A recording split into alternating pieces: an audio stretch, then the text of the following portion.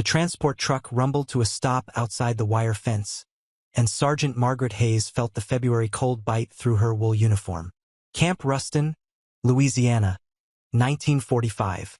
The war in Europe was collapsing, and with it came an unexpected cargo. Women. Not nurses, not refugees, prisoners of war. German women in Wehrmacht auxiliary uniforms, their faces gray with exhaustion and something deeper, something that looked like the acceptance of death.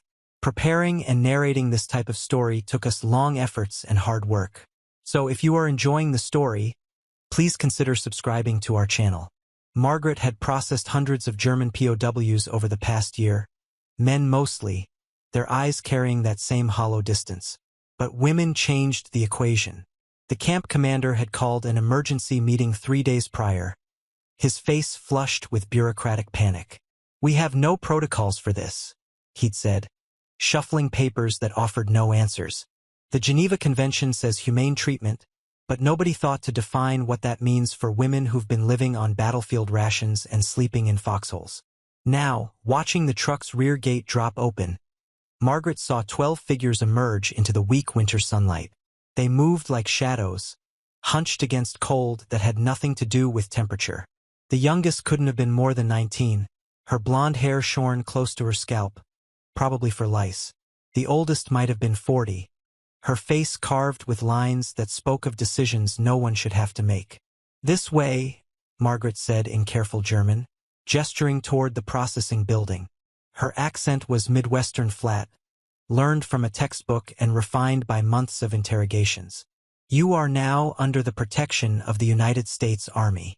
One of the women laughed, a short, bitter sound that died in her throat.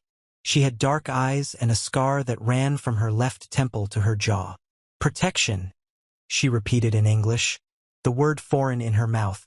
"Is that what you call it when you bomb our cities? When you turn our children into ash?"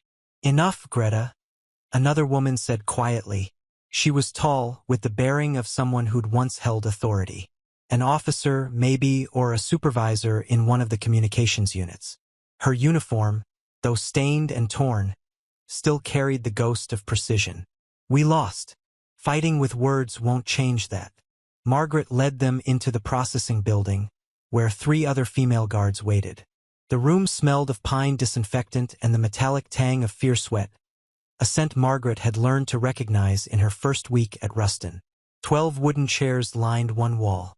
A table held stacks of forms, medical supplies, and a box of donated civilian clothes, faded house dresses and worn sweaters contributed by local church groups who couldn't quite reconcile Christian charity with enemy aliens. "Sit, please," Margaret said, softer now. "You'll be examined by our medical officer, given clean clothes, and assigned to barracks. You'll receive 3 meals daily, access to washing facilities, and then..." The question came from the youngest one, her voice barely above a whisper. She had blue eyes that seemed too large for her thin face, and her hands shook as she gripped the edge of a chair. "After you feed us and clean us and write your reports, what then? The Russians are coming from the east. They will want us back. They will want to know why we surrendered to Americans instead of dying like we were supposed to." The room fell silent. Even the guards shifted uncomfortably, because the girl had spoken the truth that hovered over every German POW in American custody. The war was ending, but the peace that followed might be worse. Dr. Patricia Whitmore arrived 20 minutes later, her medical bag heavy with supplies. She was 53, a former civilian physician who joined the Army Nurse Corps when her son enlisted in 42. He died at Anzio, and she channeled her grief into relentless competence. Margaret had watched her treat men who'd called her vile names in German, her face never changing, her hands always gentle. "Let's start with you," Dr. Whitmore said, gesturing to the tall woman who'd told Greta to be quiet. "Name?" Hauptfeldwebel Ilse Richter. She stood rigid, as if still on parade. "Serial number." "I don't need that right now," Dr. Whitmore interrupted. "I need to know if you're injured, if you have any chronic conditions, and when you last ate a full meal." Ilse's composure cracked, just for a moment. "A full meal? October, maybe, before the Americans crossed the Rhine." After that, it was turnip soup and black bread when we could get it. The men ate first. Always. Dr. Whitmore made notes, her expression neutral. Any pain? Difficulty breathing? Dizziness? We are all dying, Greta said from her chair, her voice flat. Slowly or quickly, what does it matter? You will document our symptoms and file your reports, and in 5 years, no one will remember our names. I'll remember, Dr. Whitmore said quietly, and something in her tone made Greta look up, really look, at this American woman with gray in her hair and sadness in her eyes that matched their own. The examinations took 3 hours. Margaret brought in sandwiches. White bread, real butter, sliced ham, and cheese, and watched the women's faces when they saw food that wasn't moldy or infested or rationed down to nothing. They ate slowly at first, as if expecting the plates to be snatched away, then faster, their bodies overriding shame or suspicion or pride. The youngest one, who gave her name as Liesel Hoffman, started crying into her sandwich, tears mixing with mayonnaise and crumbs. I'm sorry, she whispered in German. I don't know why I'm crying. It's just bread. It's not just bread, Ilse said, reaching over to touch Liesel's shoulder. It's the first kind thing anyone's done for us in months. That's why you're crying. By evening, the 12 women had been assigned to Barracks 7, a weathered wooden structure that had housed Italian POWs until their repatriation the previous fall. Someone had left behind murals on the walls, Mediterranean villages, olive groves, a surprisingly skilled rendering of the Colosseum. The women stared at these foreign dreams, their faces unreadable. Margaret's shift ended at 2000 hours, but she found herself lingering near the barracks, watching through the window as the women settled into their new reality. Greta sat on her bunk, mending a torn sleeve with thread she'd somehow kept hidden. Ilse wrote in a small notebook, her handwriting cramped and precise. Liesel simply lay on her cot, staring at the ceiling, her lips moving in what might have been prayer.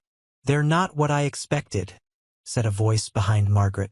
Corporal Janet Reeves, who'd volunteered for kitchen duty when she heard about the female POWs. Janet was 22, from a farming family in Nebraska, and she had the kind of practical kindness that expressed itself in extra portions and warm blankets. I thought they'd be harder, meaner, you know?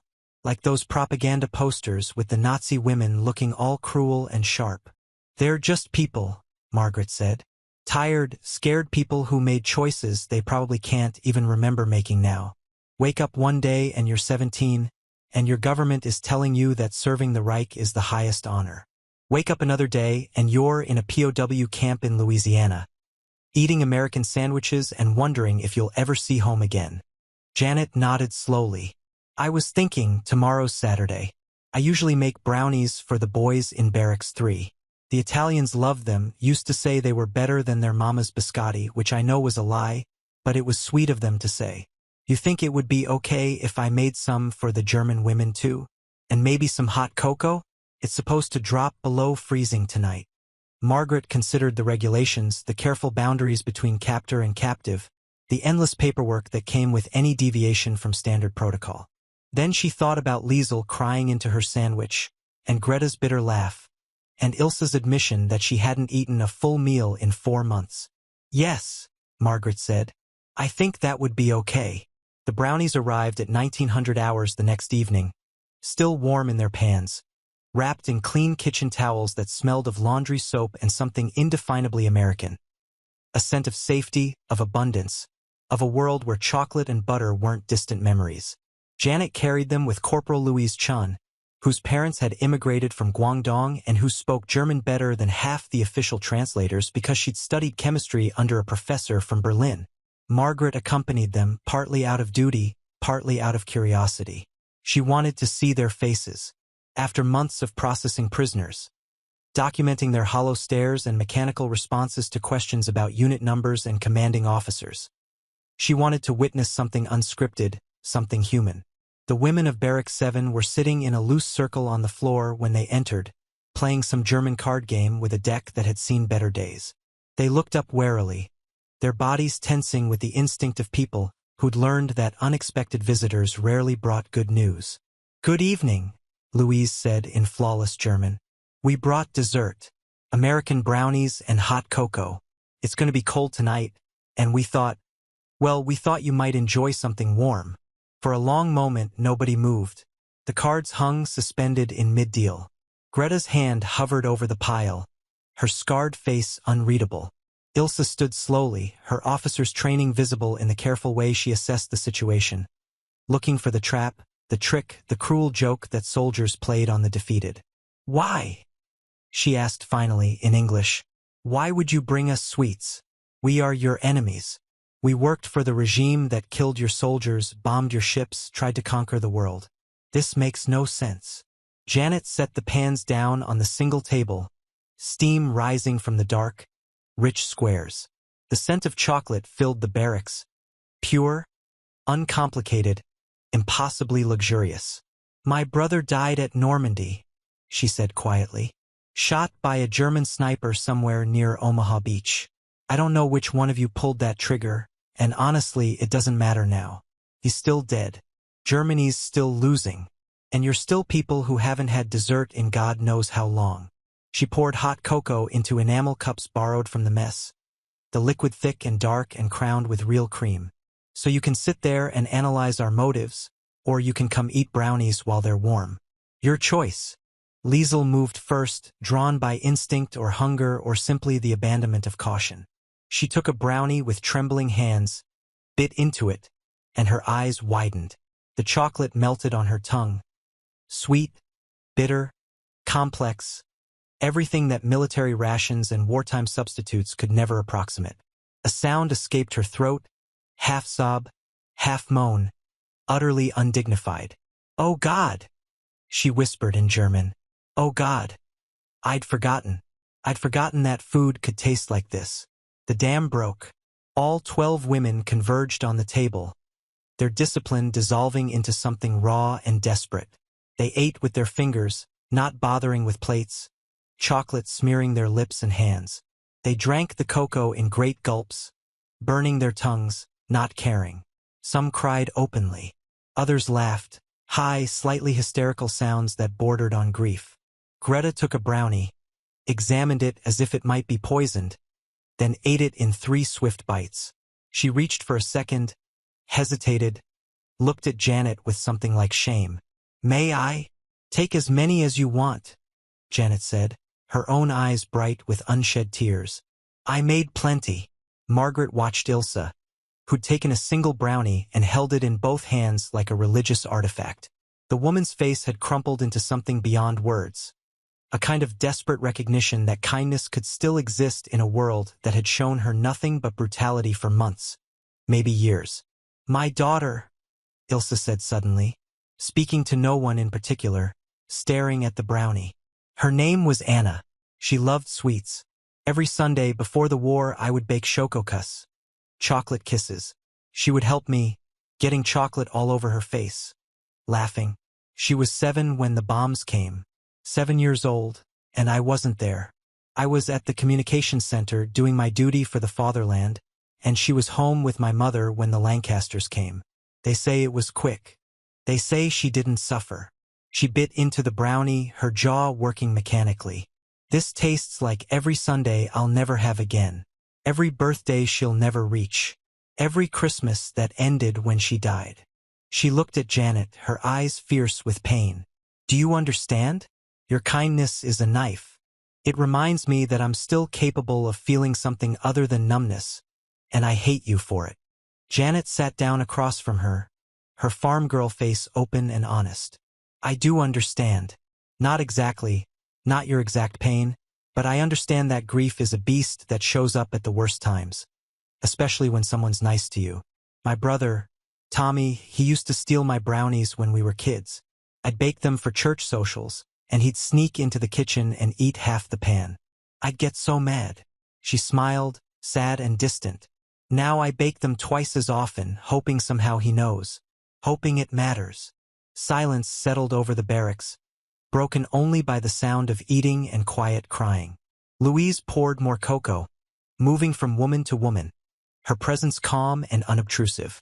Margaret realized she was witnessing something the Geneva Convention had never anticipated and the Army Manual had never addressed. the moment when enemies recognized their shared humanity through the simple medium of chocolate and warmth. A woman named Frida, who'd been silent during processing, spoke up in halting English. In my village, before I joined the BDM, my grandmother made cookies at Christmas.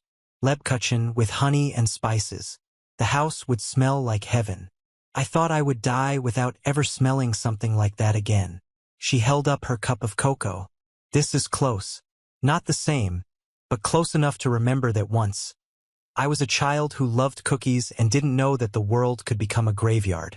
Another woman, Margaret, with graying hair and hands scarred from radio equipment, added, I was engaged once. Before the war. He wanted to open a bakery in Munich. We had plans, cream cakes, Black Forest gatto, all the things people bought for celebrations. Then he was conscripted. Last letter I got was from Stalingrad. That was 3 years ago. The stories unspooled like thread from a spool, each woman offering a fragment of a life that had existed before uniforms and orders and the machinery of war. They spoke of mothers and lovers, of childhoods in small towns and big cities, of dreams that had died incrementally. So slowly they hadn't noticed until it was too late to mourn properly. Liesel, the youngest, sat cross-legged on the floor with her second brownie, eating it slowly now, savoring each bite. Thank you, she said to Janet, then to Louise, then to Margaret. I don't know why you're being kind to us. Maybe it's policy. Maybe it's propaganda so you can say you treated us well. But right now, eating this brownie, I don't care about the reasons. I just care that for the first time in months, something good happened, and nobody got hurt for it. Janet started cleaning up, collecting empty cups, her movements practiced and efficient. You know what my mama always said, kindness doesn't need a reason, but cruelty always demands one. I figure if we're gonna lock you up here, and we are, because that's how this works, the least we can do is treat you like human beings. The war will end. Policies will change. But what we do in these small moments, that's what we take with us when we're old and looking back. As they prepared to leave, Ilse approached Margaret. The German woman had composed herself, her officer's mask back in place, but something had shifted in her eyes. A recognition, perhaps, or a cautious hope. Sergeant Hayes, she said formally, I wish to thank you for allowing this. I know it was not required by your regulations. I know it could cause you difficulties with your superiors. But you did it anyway. She extended her hand, and after a moment's hesitation, Margaret shook it. It was the right thing to do, Margaret said simply. Yes, Ilse agreed. But the right thing and the done thing are rarely the same. That you chose to do it anyway, that means something. Word spread through the camp with the speed of wildfire. By Monday morning, every German POW in Camp Ruston knew that the women in Barracks 7 had been given brownies and hot cocoa, and the reactions split along predictable lines. Some prisoners, mostly the younger ones, the draftees who'd never wanted to be soldiers, asked their block supervisors if the same might be possible for them. Others, particularly the hardline officers in the isolation cells, spat when they heard, calling the women traitors and weaklings.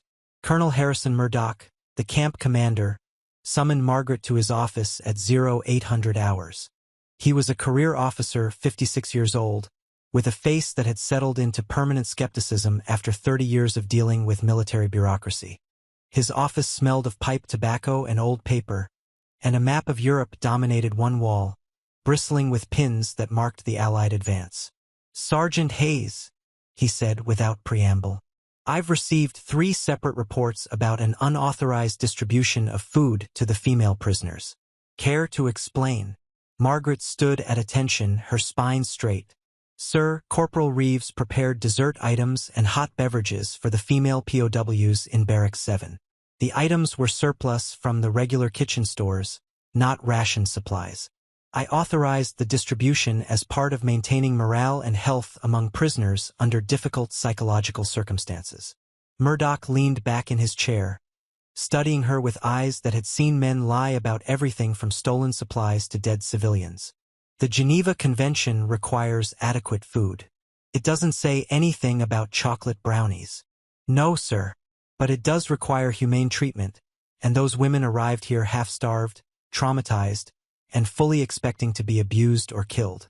Showing them basic human kindness costs us nothing and reduces the likelihood of disciplinary incidents or mental health crises that would require significantly more resources to address.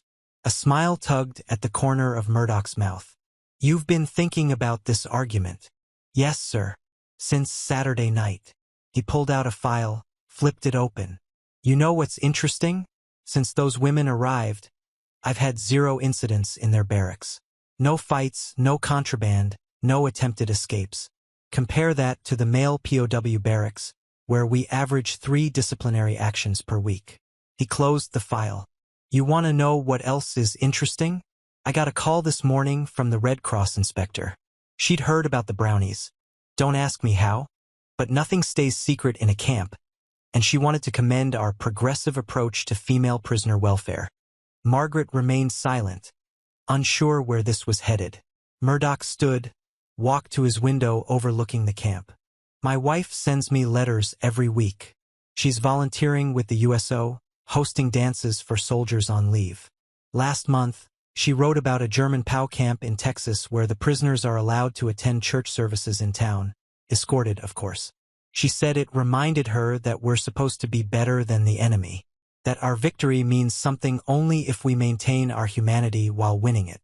He turned to face Margaret. I don't know if chocolate and kindness will change anything in the grand scheme of this war, but I know that when this is over, I want to tell my wife that we did our jobs with honor. So here's my order. You will continue to monitor the female prisoners for any special needs or concerns. If you believe additional measures would improve their welfare within the bounds of regulations and security, you have my authorization to implement them. Understood. Preparing and narrating this type of story took us long efforts and hard work. So if you are enjoying the story, please consider subscribing to our channel. Yes, sir. Understood. Dismissed. Margaret left the office feeling lighter than she had in months. She found Janet in the kitchen, already planning the next week's menus, her notebook filled with recipes and calculations. The Colonel approved it, Margaret said. Officially, we're implementing an enhanced welfare program for female prisoners.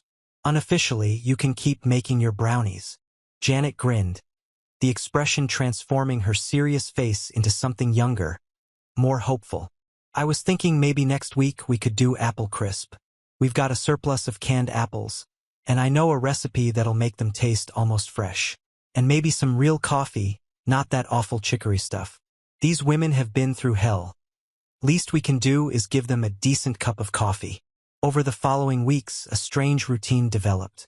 Every Saturday evening, Janet and Louise would arrive at Barracks 7 with whatever dessert Janet had managed to create from military surplus and donated ingredients. Sometimes it was brownies. Other times, cookies or cake or even, memorably, a batch of donuts that had the women crying with joy and disbelief. But more than the food, what developed was conversation.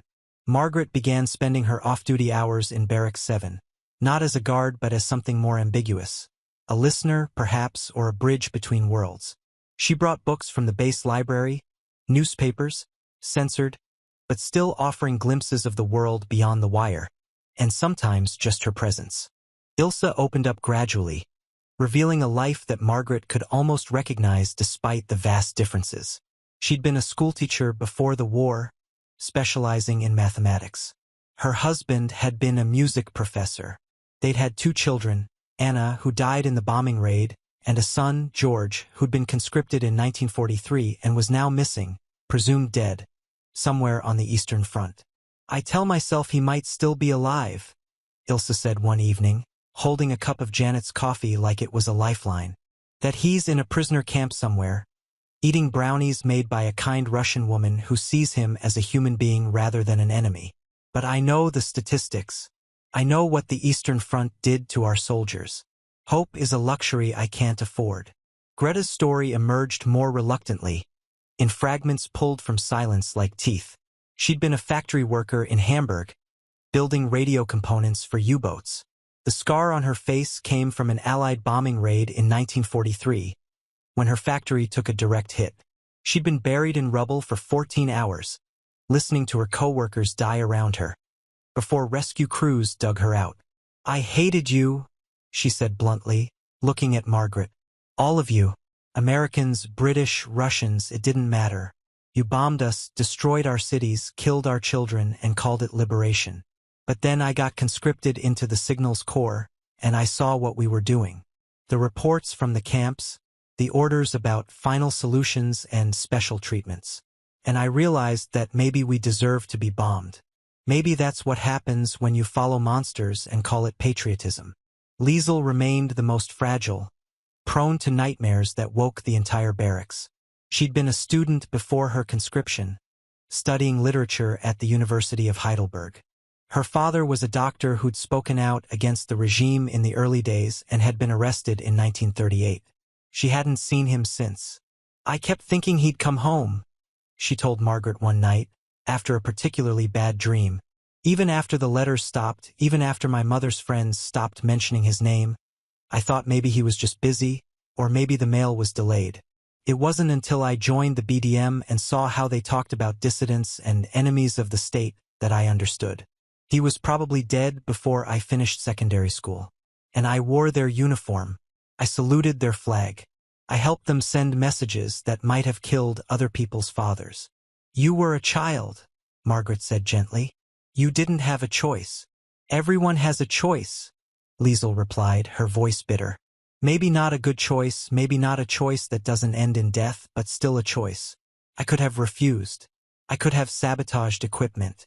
I could have done something other than follow orders and pretend I wasn't responsible. These conversations seeped into Margaret's off-duty hours. Following her to the barracks, she shared with the other female guards, infiltrating her dreams. She joined the Women's Army Corps in 1943, motivated by a combination of patriotism and boredom with her job as a secretary in a Chicago insurance firm. The war had seemed distant then, a problem that men solved with guns and strategy while women typed and filed and made coffee. But standing in Barracks 7, listening to women who'd been on the other side of those guns, that strategy, Margaret understood something the propaganda posters never mentioned. Victory and defeat were abstract concepts that dissolved when confronted with individual human loss.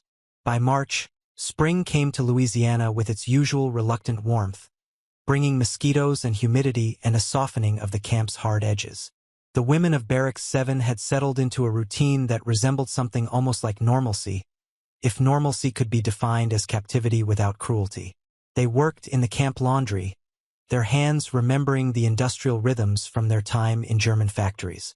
They attended English classes taught by a surprisingly patient sergeant from Boston who swore in 3 languages but had the soul of a teacher.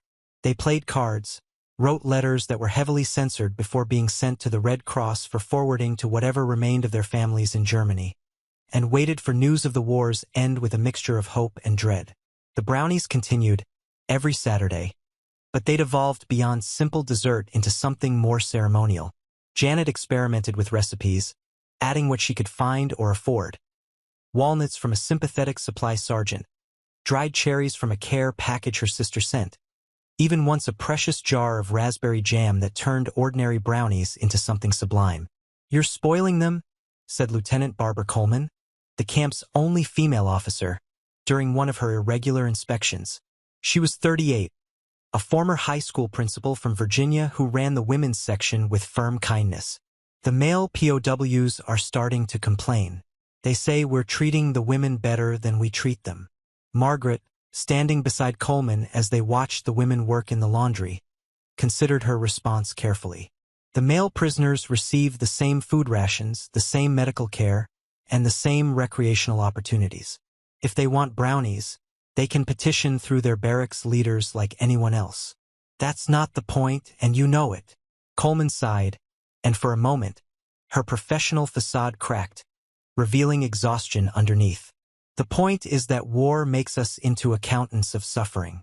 We measure who deserves compassion and who doesn't, as if kindness were a finite resource that must be rationed like sugar or gasoline. Do you want me to stop? Margaret asked directly. No, Coleman said after a pause. God help me, no.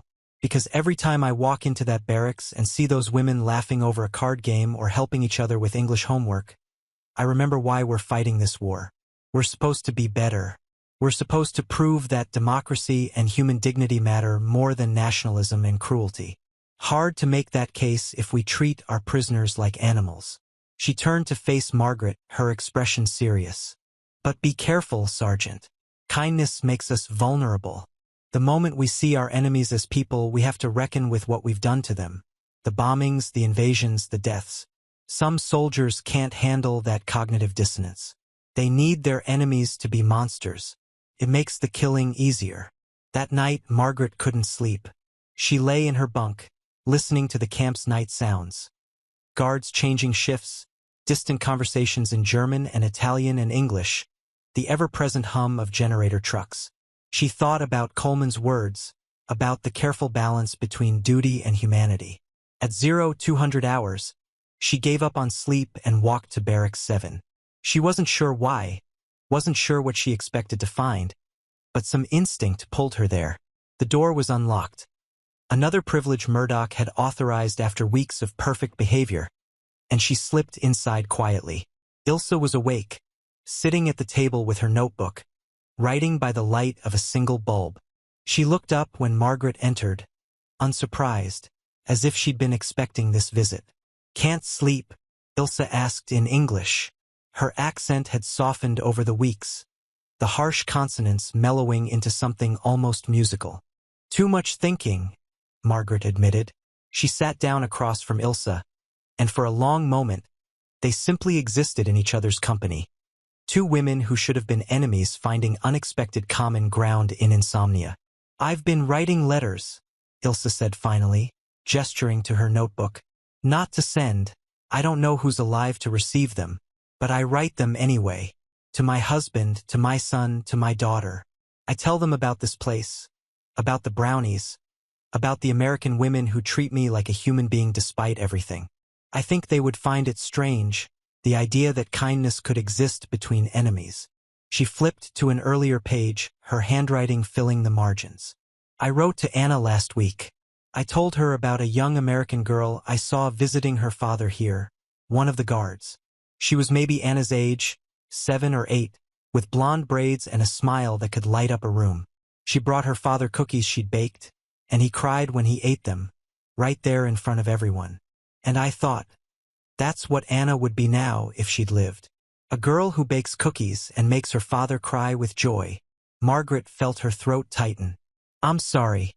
For your daughter. For all of it. Are you?" Ilse's question wasn't accusatory, just genuinely curious. "You didn't drop the bombs. You didn't start the war. You're just a woman doing her job, following orders, trying to survive with your conscience intact. Why should you be sorry?" "Because it still happened," Margaret said. "Because my government's planes killed your daughter, and my being here guarding you makes me part of that same machinery.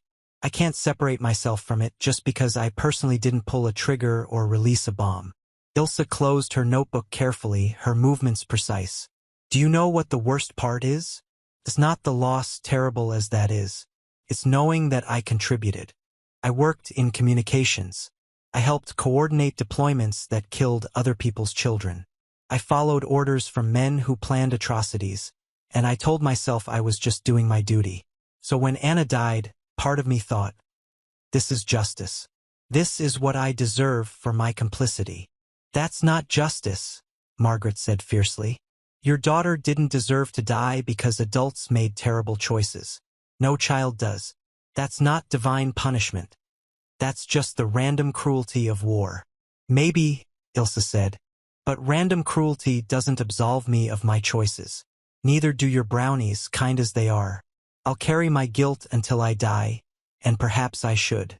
Perhaps that's the only honest way to live with what we've done." They sat in silence after that, the weight of confession settling between them.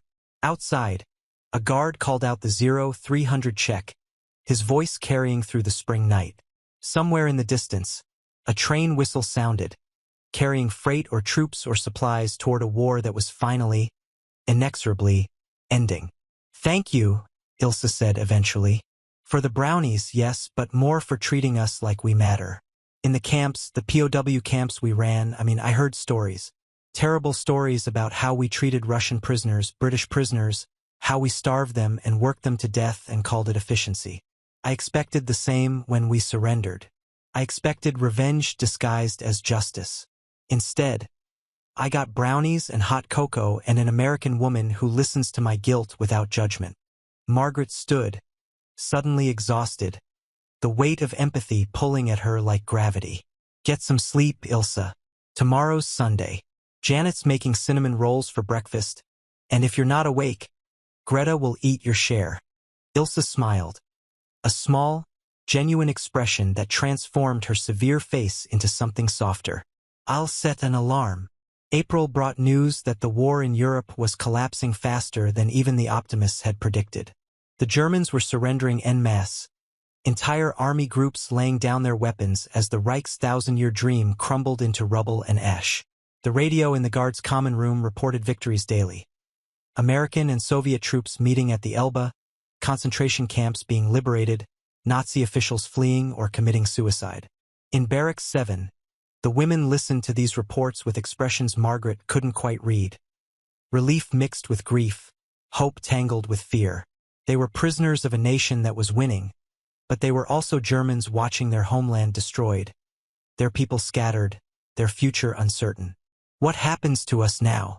Frida asked one evening, her voice barely audible over the radio's crackle.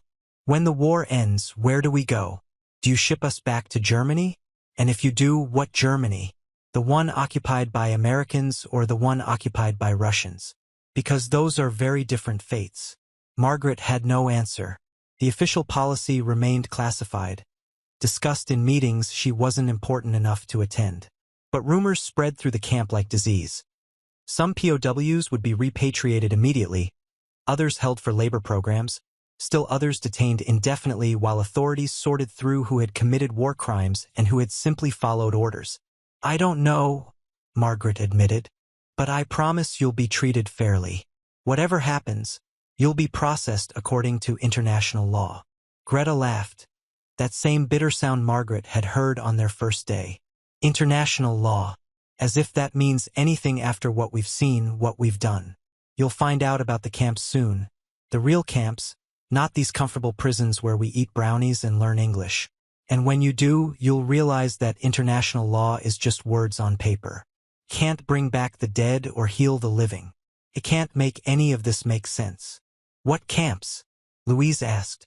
She'd been sitting quietly in the corner, grading English homework, but now her head snapped up. What are you talking about? The women exchanged glances, a silent conversation passing between them.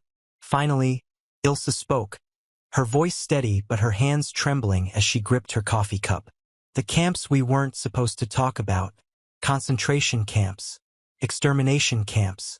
Places where the regime sent Jews, communists, homosexuals, Roma, anyone they deemed undesirable. We heard rumors, everyone heard rumors, but asking questions was dangerous. People who asked too many questions disappeared. She met Louise's eyes. I saw a transport once in 1943. Cattle cars filled with people, packed so tightly you could see their faces pressed against the slats. Children crying. The smell. God, the smell. I asked my commanding officer where they were going. He told me to mind my station and forget I'd seen anything. The barracks went silent except for the radio static. Margaret felt something cold settle in her stomach. They'd all heard whispers, seen intelligence reports marked classified. But hearing it from someone who'd been there, who'd witnessed the machinery of genocide firsthand, made it real in a way that paperwork never could. Did you? Louise asked quietly. Forget you'd seen it? I tried, Ilse said. God forgive me, I tried. Because remembering meant acknowledging what my country was doing, what I was supporting by wearing this uniform and following these orders. And acknowledging it meant I had to choose. Resist and die, or comply and live with the knowledge that my cowardice cost lives. You're not a coward, Liesel said suddenly, fiercely. You survived. In a system designed to turn people into monsters or corpses, you survived without becoming a monster. That takes a different kind of courage. Does it? Ilse's voice cracked. Because from where I'm sitting, it feels like the coward's path. The people who resisted, the White Rose students, the Edelweiss pirates, even individual citizens who hid Jews in their attics, those were the brave ones. I just endured. And that's not the same thing. Margaret wanted to say something comforting, something that would ease the raw pain in Ilse's voice, but she had no words. What comfort could she offer to a woman grappling with her own complicity in atrocities? What absolution could she grant when she herself was struggling to understand how ordinary people, teachers and factory workers and students, had participated in or ignored systematic murder? Janet arrived then with her Saturday delivery. Not brownies this time, but a still warm apple crisp, the scent of cinnamon and brown sugar filling the barracks like a prayer. She took one look at the women's faces and set the pan down carefully. "What happened?" she asked. "We're talking about uncomfortable truths," Greta said. "About the difference between being a prisoner of war and being a prisoner of conscience. About what it means to survive when survival requires forgetting." Janet pulled up a chair, her farm girl practicality asserting itself. "My grandmother was a Quaker," she said. "She used to tell me that guilt without action is just self-indulgence. You feel bad about what you did or didn't do, and that feeling becomes its own kind of performance. But real repentance, that requires change. Requires making different choices when you get the chance." "We don't get chances," Margaret said bitterly. "We're prisoners. Our choices extend to which English verb to conjugate and whether to have seconds of apple crisp." "For now," Janet agreed. "But the war's ending. You'll go home eventually or somewhere that becomes home. And when you do, you'll have choices about what kind of Germany you help rebuild. Whether you stay silent about what you saw or whether you speak up. Whether you let the guilty rewrite history or whether you insist on truth, however painful." The women served themselves apple crisp in silence, the sweet warmth a strange counterpoint to the conversation's darkness. Margaret watched them eat. These complicated women who'd been drafted into evil and were now trying to find a way to live with what they'd witnessed, what they'd enabled, what they'd survived. "My daughter loved apples," Ilse said suddenly. "Fresh apples, not canned. We had a tree in our yard. A old, gnarled thing that my husband wanted to cut down. But Anna loved it. She'd climb up and sit in the branches, eating apples until her stomach hurt. She took a bite of the crisp, chewed slowly. This tastes like autumn 1938, before everything fell apart. Like the last good year. My grandmother had an apple orchard," Liesel added softly. "In Bavaria. I used to spend summers there, helping with the harvest. She'd make strudel and crumble and sauce. The kitchen would be filled with steam and sugar and the sound of her humming old folk songs." She paused, her spoon hovering over her bowl. "I don't know if the orchard is still there. I don't know if she's still alive. The last letter I got was in 1944. She said the Russians were coming, and she was too old to run." These fragments of lost lives accumulated in the barracks like snow, each memory a small death, a world that had existed and would never exist again. Margaret realized she was witnessing something rare and precious. The moment when history became personal, when the abstract horror of war resolved into individual faces and voices and losses. On April 30th, 1945, the camp received word that Adolf Hitler was dead, a suicide in his Berlin bunker as Soviet troops closed in. The announcement came over the loudspeakers at 1,400 hours, stark and official, and Margaret watched the male POW barracks erupt in mixed reactions. Some men cheering the war's inevitable end, others standing at rigid attention as if their Führer could still see them, still judge their loyalty. In Barrack 7, the women simply sat down. All 12 of them, as if their legs had given out simultaneously. No one spoke, no one cried. They just sat, absorbing the news that the man who'd promised them glory and given them ash was dead. And with him died whatever illusions they'd still been carrying. Margaret gave them space, watching from the doorway as they processed the end of their world. Finally, Greta stood up, walked to the center of the room, and began to laugh deep, wrenching sounds that might have been sobs if they'd had different inflection. "He's dead," she said in German, then English, then German again. "The great leader, the savior of Germany, dead in a hole like a rat while children and women die for his delusions." She looked around at the others, her scarred face twisted with something beyond rage. "We gave him everything, our youth, our families, our humanity, and he couldn't even die honorably. He ran away and shot himself while our cities burned. What did you expect? Ilse asked wearily. Honor from a man who built his empire on lies? He told us we were the master race, destined to rule the world. Instead, he turned us into criminals and corpses. Of course, he died a coward's death. It's the only truth he ever told. Liesel was crying silently, tears streaming down her young face. My father, she whispered. My father died opposing this man. He was arrested, probably tortured, possibly killed, all for speaking the truth that Hitler was leading us to ruin. And now Hitler's dead, and my father's still dead, and what was the point? What was any of it for? Margaret entered the barracks slowly, feeling like an intruder in their grief. I'm sorry, she said, though she wasn't sure what she was apologizing for. Their loss, the war, the fundamental human capacity for self-destruction. Don't be, Margaret said. This is what we earned. Collective guilt for collective madness. The historians will write that Germany went insane for 12 years, and they won't be wrong. We followed a monster because he told us we were special, superior, chosen. And now we'll live with that choice for the rest of our lives. That evening, Janet didn't bring dessert. Instead, she brought something else. 12 small American flags, the kind children waved at parades. I know this might seem strange, she said, holding them awkwardly. But I was thinking, the war's almost over. You'll be going home soon, or somewhere that becomes home. And I wanted you to have something to remember, that not all Americans were your enemies. That some of us tried to see you as people, even when it would have been easier not to. She placed the flags on the table, one for each woman. These aren't symbols of victory or conquest. They're just reminders that kindness happened here, that in the middle of all this death and hatred, someone made you brownies and gave you hot cocoa and treated you like you mattered. Maybe that doesn't change anything. Maybe it's just a drop of water in an ocean of suffering. But it happened, and I hope you remember it. Frida picked up one of the flags, turning it over in her hands. I will keep this, she said quietly. Not because I love America or because I've forgiven my country's enemies, but because you're right, kindness happened here. And that's so rare, so precious, that it deserves to be remembered. One by one, the other women took flags, holding them with a reverence usually reserved for religious artifacts.